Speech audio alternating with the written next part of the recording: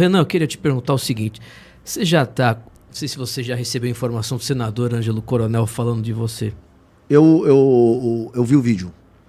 O Centrão já tem comentado, eu tenho acesso a deputados do Centrão em Brasília, assessores de gabinetes aqui na Bahia também. Quem é político tradicional já sabe que você está um fenômeno. Sim. Você já tem ciência disso? E não, isso sim. Nisso, certeza absoluta. Eu não falo do bolsonarista débil mental, todo respeito aos bolsonaristas, mas o sujeito, o político profissional, sim, que ganha dinheiro fazendo, ele já sabe número, ele sabe rede social, sabe audiência, sabe, tem tracking. Você já tem noção disso, então? Tenho tracking, assim, tracking dos mais diferentes estados do Brasil. Não posso boca de sandália, que eu sou o famoso boca de sandália, mas trackings me dando 8 no estado aqui, 6 no estado ali, 9 no estado acolá. Os trackings regionais, eles estão mais generosos do que as pesquisas oficiais. Até você havia falado da Datafolha. Eu conheço o pessoal da Folha de São Paulo, eu tenho respeito pelo pessoal da Folha, mas eu não consigo olhar uma pesquisa que põe a Samara. Também. Assim, não dá. Não dá. Sim, não tô falando nem que é má fé, vou tentar ser justo. O cara chega um resultado desse na pesquisa, né? O Instituto tem que falar, olha, temos que rever o método. Não funcionou, porque isso aqui claramente não tá fazendo sentido. Claro. Então, eu acho engraçado que os trackings que são encomendados pelas campanhas, ou seja, ali é resultado real. Isso aqui é um diagnóstico real da situação. Eles me dão sempre muito maior do que as pesquisas que são publicadas, tirando o caso da Atlas, que é uma pesquisa internacional. O fato da Atlas ela ser internacional, ela obriga que ela não tenha, vamos dizer, compromissos locais que façam ela perder a credibilidade dela. Outros institutos não, né? Então, quando eu pego a Atlas e quando eu pego os trackings, aí eu vejo outra coisa. Outra coisa, os trackings, mesmo dos institutos grandes para as campanhas, são diferentes também dos resultados. Então, os políticos têm acesso e eles sabem uma coisa. Uma coisa é a intenção de voto. Outra coisa é a intensidade da intenção de voto. Uma pessoa que está dando hoje a intenção de voto na nossa pré-candidatura é uma pessoa que está com uma intensidade muito grande, então ele é um multiplicador.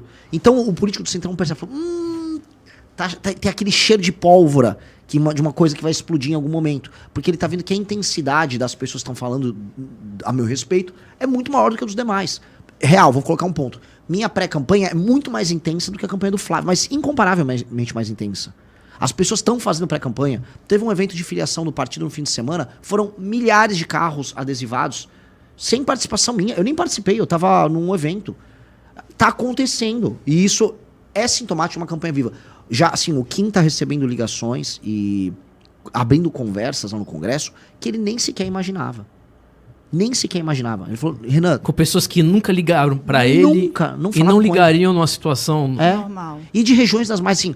Tem um deputado do Espírito Santo e outro de Alagoas que quer conversar com o Renan. E... o pessoal lá do Paraná te mandou mensagem que... Não, você precisa conversar com eles. Tem muitas alianças regionais e candidatos a Senado que eles estão olhando assim, o Renan tá crescendo muito aqui no estado e eu já não vou ter apoio de nenhum dos dois principais. Vou pegar essa turma aí pra conversar. Então, os caras estão tentando abrir determinadas conversas com a gente, já entendendo isso como alternativa. Eu acho que isso a gente pode ver daqui umas... Vou botar aqui, nos próximos 30 dias, já partidos virem falar em querer fazer vice.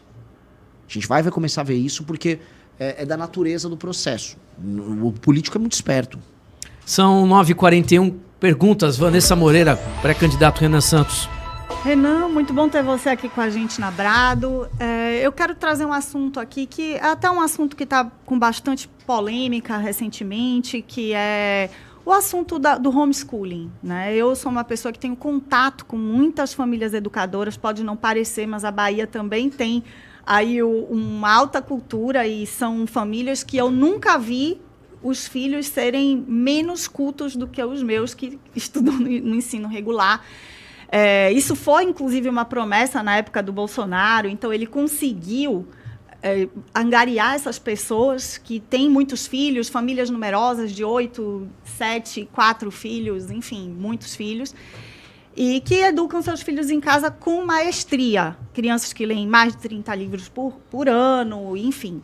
Eu queria saber se existe algum plano de governo seu, você já pensou na regularização dessa situação? A gente está vendo muita gente sendo perseguida de maneira selvagem até pelo sistema judiciário, e eu queria saber qual que é o seu olhar para esse público. Eu até tive um vídeo recente sobre isso, sobre aquele caso de... Acho que é Lins, a cidade? Jales. Um caso bizarro, Horrível bizarro. aquilo. E eu fui ter acesso com o pessoal lá da cidade sobre o juiz, né? O juiz era um ativista de causa LGBT, bem daqueles exagerados na época da faculdade. E é muito louco, porque o que você percebe é o cara vê uma iniciativa que envolve um sistema de valores muito diferente do dele e a reação dele é afrontar. É uma coisa... É um despacho completamente sem sentido que busca ser ele próprio uma afronta. E eu nunca entendia por que isso afrontava tanto eles, por que isso incomodava tanto. Mas esse é um tema que para a esquerda, estranhamente, porque eu digo assim, ele não é um tema que vai alterar a dinâmica em que o Estado precisa ter, vamos dizer, um ensino em escala, um serviço de, vamos dizer, de educação funcional, ou o setor privado. Não, ele é uma opção que famílias têm quando elas querem elas próprias prover o ensino para seus filhos. Na maior parte dos casos, as crianças olhando do homeschooling, na verdade, têm desempenhos bem acima da média. Muito acima da média. Assim, é incomparável. Os Estados Unidos, toda a literatura a respeito mostra isso. Então, por que a preocupação, se eles gostam de falar de políticas públicas baseadas em evidências? As evidências estão ali, funciona. O despacho do juiz foi um despacho bem naquela linha, olha, mas ela não está tendo acesso a elementos da cultura popular brasileira. É tão caricato, né, citar o funk como elemento da cultura popular brasileira. Parece que o cara quer tipo um vilão de filme, sabe? O cara, tipo, é sério que o cara fez isso? Ele se transformou num meme no despacho. Então, foi tudo muito ruim. E isso gerou, vamos dizer, uma discussão boa dentro da nossa própria base, porque a gente sempre foi favorável ao homeschooling, mas nunca foi uma pauta central. Aí alguém falou assim, Renan, você já falou várias vezes, eu tive um quase homeschooling, porque eu tinha uma família de classe média, minha mãe pôde se dedicar, eu ia pra escola normal, mas eu voltava da escola, minha mãe ficava tomando, vai lá, né? Isso faz uma baita de uma diferença, né? Assim, a presença materna, por exemplo, quando a criança está aprendendo nos primeiros anos, ajuda até a criar a cultura de estudos, que é uma coisa que falta muito para as famílias mais humildes. Agora, quem pode ter, tem que ter o direito, então a gente vai com certeza defender, com certeza vai andar com essa agenda. Isso é fato dado. E não é nem pela lacração, porque tem muita gente que fala, eu vou andar porque vai irritar a esquerda. Não, não. Cara, é bom, é funcional.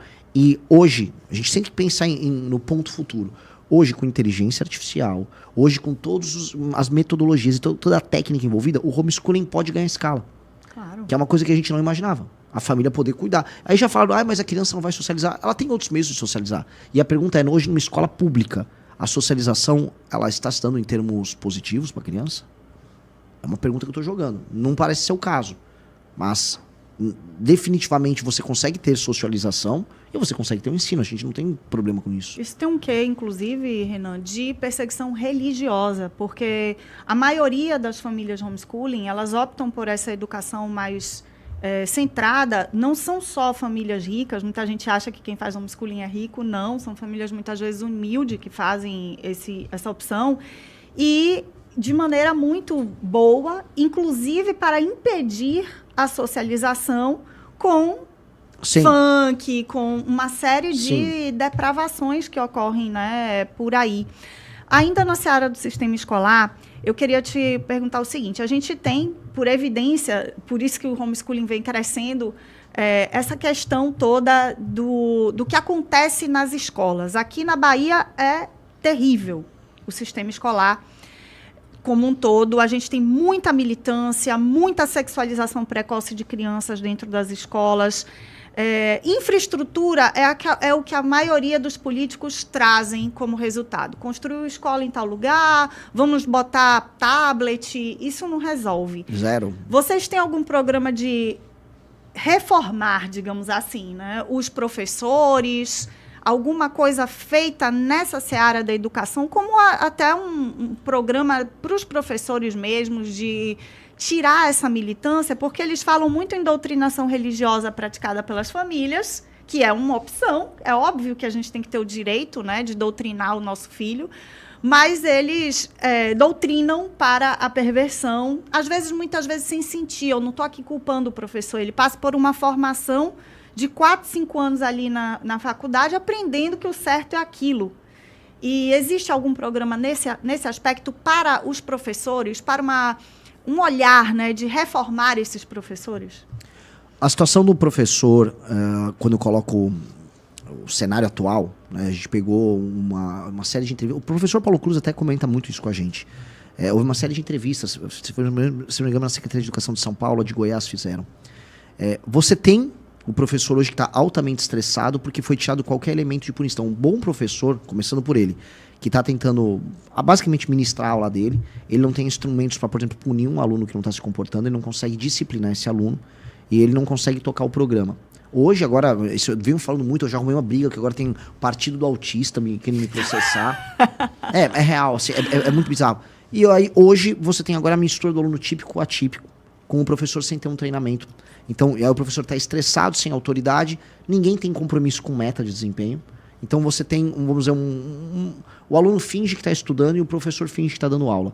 Acho que, para além da doutrinação, você tem hoje um abandono total e completo.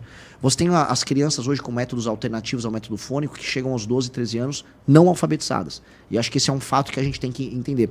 Chegou aos 12, 13 anos não alfabetizado, você vai ter que ter um programa de alfabetização depois para as pessoas, porque elas não conseguiram criar, vamos dizer, uma cultura de ler e escrever que a torne fluente na própria língua. E esse é o nível que a gente está. Eu tô colocando esse problemão, porque quando a gente vai falar, por exemplo, da ideologização por e simples, a gente está falando dos 14, 15, 16 anos. E aí a gente está falando de um aluno que está absolutamente despreparado ou assim desprotegido para sequer debater opiniões que sejam trazidas pelos professores. E a gente está falando ali de um professor que, aí sim, um professor do ensino médio, que aí ele vai trazer as discussões contemporâneas com tô fazendo bem, né, quase um eufemismo, discussões contemporâneas, né? Mas assim, ele vai trazer aqueles debates que com o novo ensino médio aumentou a capacidade dele de fazer o que ele chama de doutrinação. Porque hoje você tem um elemento subjetivo que você inventa as matérias. Sim. Vocês estão acompanhando isso? Com certeza. Assim, o cara inventa. Vou dar agora... Gente, vamos combinar uma aula de felicidade? Sério, tem aula de mundo contemporâneo. E aí eles falam de qualquer coisa no mundo contemporâneo. E ali boa parte daquele trabalho político se dá nesses termos. Eu acho que o novo ensino médio fracassou muito. E foi um projeto que foi apoiado em grande medida até por nós, mas eu pelo menos falei, isso aqui é uma iniciativa boa. Foi um fracasso. E não é só no ensino público, tá? Aqui em no Salvador privado também. Tem um colégio que custa mais de 5 mil reais por mês e tem uma aula que é uma aula de ensino contemporâneo de redes sociais. O que ensina ali? Qual é a trend do momento? Qual é o melhor influenciador? Ou seja, o aluno não tem um ensino bom de educação financeira, mas tem esta porcaria para ser aprendida, que ele já tem acesso, e para ser ainda aprendida e debatida em sala de aula. Realmente é catastrófico. Para ir para a parte bem clara aqui. Até os 12 anos, a alfabetização e a aprendizagem de matemática tem que seguir os métodos mais simples e clássicos. Estamos falando método fônico e foco em poucas matérias e provas de desempenho que metrifiquem o desempenho do estudante e do professor. Se o professor não estiver entregando um aluno alfabetizado até os 12 anos, aquela escola terá problemas. O diretor da escola terá problemas. Dali em diante, o ensino colegial tem que ser técnico. E eu estou falando de ensino técnico para o aluno já sair empregado da escola, sem aquelas ilusões. Não, o cara vai ter uma formação humana para ele. Cara, na escola pública, vamos formar agora o cara sabendo ler, escrever e apto a ter um emprego. E aí, o professor que vai querer ter o estímulo para fazer aquela doutrinação, ele vai estar trocando, bater a meta dele por fazer a doutrinação. Eu não sei como proibir certos elementos de doutrinação, porque vou ter que gravar, começa a entrar numa discussão bizantina. Mas se eu punir o professor pelo baixo desempenho do aluno, ele vai ter que gastar o tempo dele cumprindo as matérias dele. E eu acho que o caminho tem que ser nessa direção. 9 horas e 51 minutos. Renan, desarmamento civil. Você como pré-candidato, o que você pensa sobre desarmamento civil para a sociedade? Sou contra as políticas de desarmamento. Eu lembro que, inclusive, quando veio o referendo em 2004, 2005, né? 2005 referendo. Isso, eu estava na faculdade, teve muito debate que aconteceu na faculdade à época, e foi ali que eu tomei, né, ciência, porque era um debate que não havia, eu era muito novo ali. E houve um debate do Beni Barbosa com o presidente do Sou da Paz, ali à época. E toda a minha faculdade apoiava o Sou da Paz. Não, o Sou da Paz é lindo, é maravilhoso. Porque surgiu na minha faculdade o Sou da Paz. Surgiu era o Denis Misny, que ele fez a campanha em 97, então ali era, vamos dizer, um momento máximo, ele queria todos os alunos. Aí eu fui ver o debate, mas esse Benê tem... Né, esse pessoal tem razão. Né? Eu comecei a ver, isso aqui não tá... Tem algo de errado no discurso aí da turma do Sou da Paz. E foi um coronel também, o coronel Lira. Foi muito bem no debate com o Denis Misny. E aí eu virei uma chavinha, né, na época. Comecei a pesquisar a época por conta, nem dizer que eu era um cara de direita à época. Eu comecei a estudar por conta. O que eu entendo? não é uma política pública de segurança. É uma política baseada... É uma ideia, é uma garantia de direitos civis. Isso é um direito civil que a população tem que ter para se proteger. Não podemos, e eu tenho que ser muito cuidadoso nisso, porque grande parte da energia da direita brasileira, até 2018, na eleição do Bolsonaro, quando o enfoque era na questão de segurança, achavam que era o armamento civil a resposta. E não é isso. As pessoas criaram uma dimensão na discussão em que, entendi, basta agora eu armar a população, que a população vai matar o bagulho. Não tem nada a ver uma coisa com a outra. E infelizmente a gente foi parar nessas discussões a ponto do próprio governo Bolsonaro não ter chegado ao poder com um projeto de enfrentamento ao crime. Aumento de leis que criem um direito de exceção para os membros das facções. Tudo isso que a gente está discutindo hoje não foi discutido à época, porque a discussão era armamento civil. Tanto que a primeira coisa que o Bolsonaro fez, o primeiro decreto, foi o decreto das armas ali dele, que nunca virou um PL. Ficou só no decreto. O meu já está na língua. Não, vamos aumentar ainda mais as penas e botar alguns lugares em estado de defesa. Por quê? Destruir o crime, e ainda mais destruir o crime organizado, é uma política pública. Isso é diferente de uma garantia de direito. Garantia de direito e política pública não são a mesma coisa. Eu trato o armamento civil como direito. E nós temos que fazer isso através de PL. Eu posso agora, eu ganhei a eleição, derrubo o decreto do Lula. Na hora. Mas não adianta nada, porque se eu não me reeleger, não eleger o Kim, cai tudo. Então eu tenho que botar um PL no Congresso para passar. Sim. E tem que meter o PL lá no Congresso para passar uma legislação razoável e reinstituir às pessoas o direito a algo básico. E eu não creio que será problemático passar isso no Congresso Nacional. Não acho que é um problema. O que não houve, assim, para ser bem sincero, foi vontade política do presidente Bolsonaro, porque ele entendia que era legal manter as pessoas, todo aquele movimento ligado à vontade dele, do tipo, se eu perder, vocês vão perder o decreto. Exatamente, é isso. É isso. É isso, mas era tipo, tem que ficar vinculado a ele, de maneira personalíssima. Eu acho isso muito ruim. Você acha que passaria isso? Eu acho. Eu nunca vi grande... Aliás, toda a matéria penal que passou ultimamente no governo Lula mostra que centrão e direita juntos, com às vezes participação no voto do PT. O projeto do Kim passou no Senado com o voto do PT também. Denotam que assim, a classe política percebeu que não dá pra ficar votando em agenda pro bandido. E a gente tá falando de um projeto que é maioria simples, não é PEC. Sabe, se obter maioria simples, usando uma bancada mais à direita e parte do centrão, não me parece ser tão dramático. Tanto que assim, no governo do Bolsonaro não era dramático passar isso. Pô, me dá até raiva, desculpa. Você falando isso, o tempo que a gente perdeu, né? Com certeza. É lamentável. É lamentável, porque assim, nem era uma...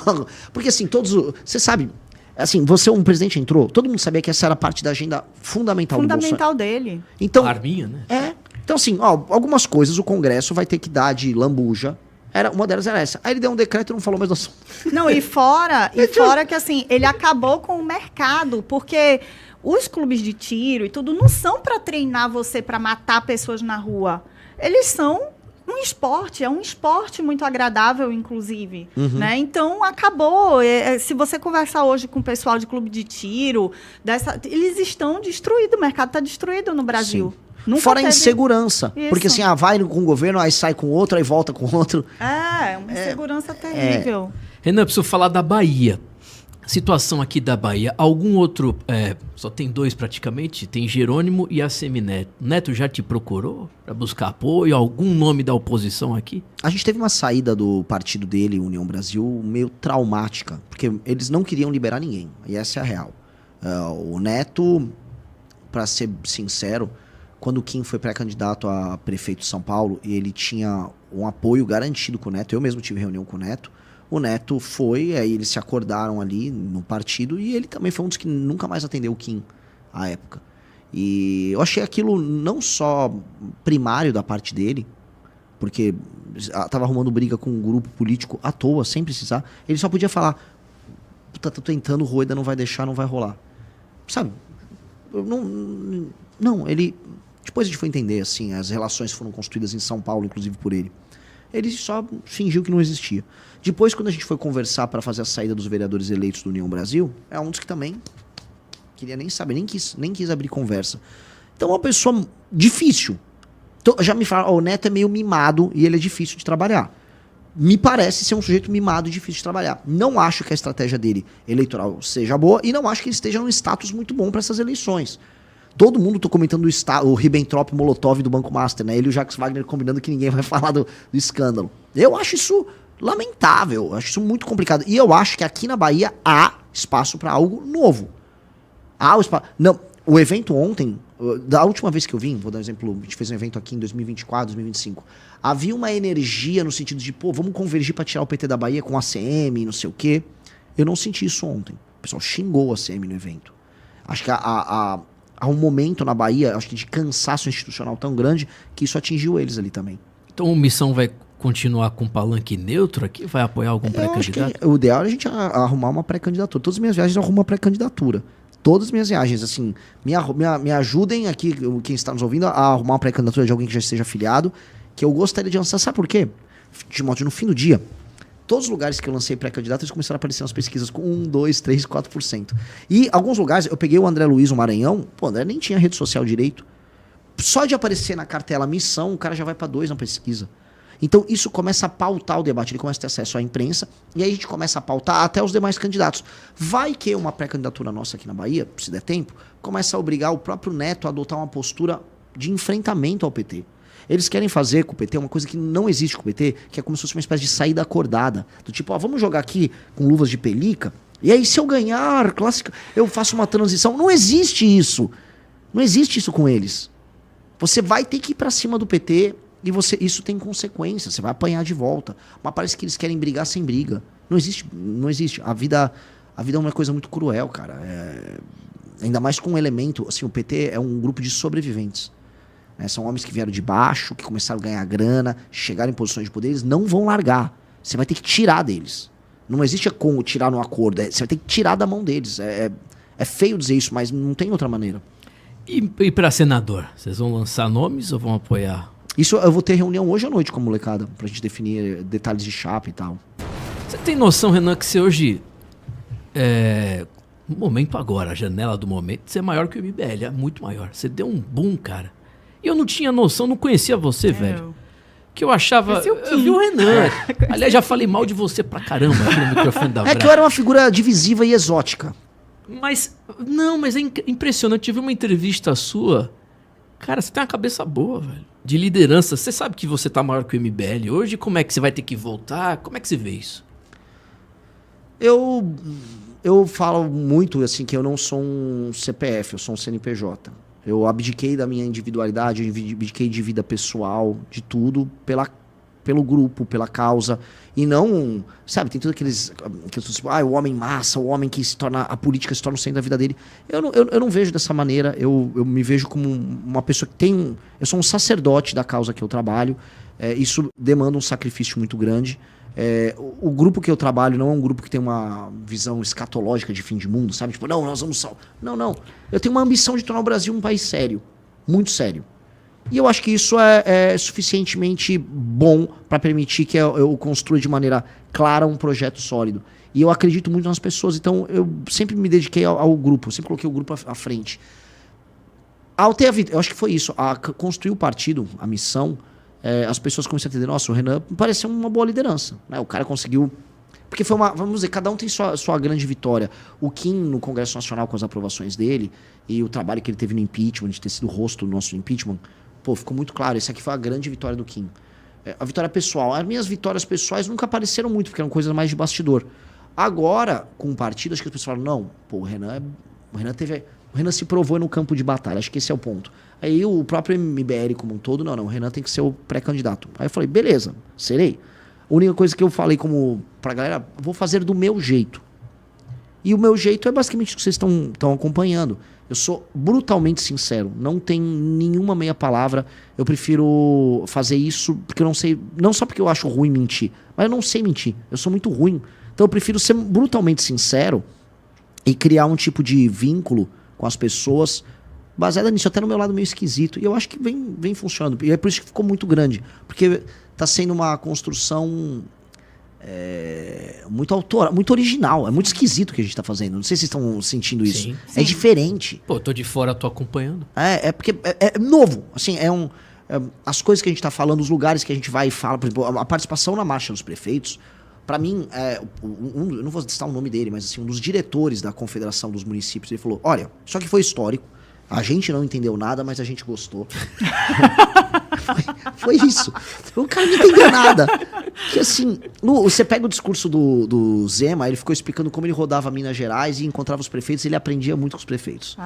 O Caiado, ele viu qual é a pauta que eles querem. Eles querem que nenhum tipo de gasto, nenhuma política pública que não tenha um gasto vinculado, pago pelo governo federal, deve ser imposta aos municípios, que é uma causa deles.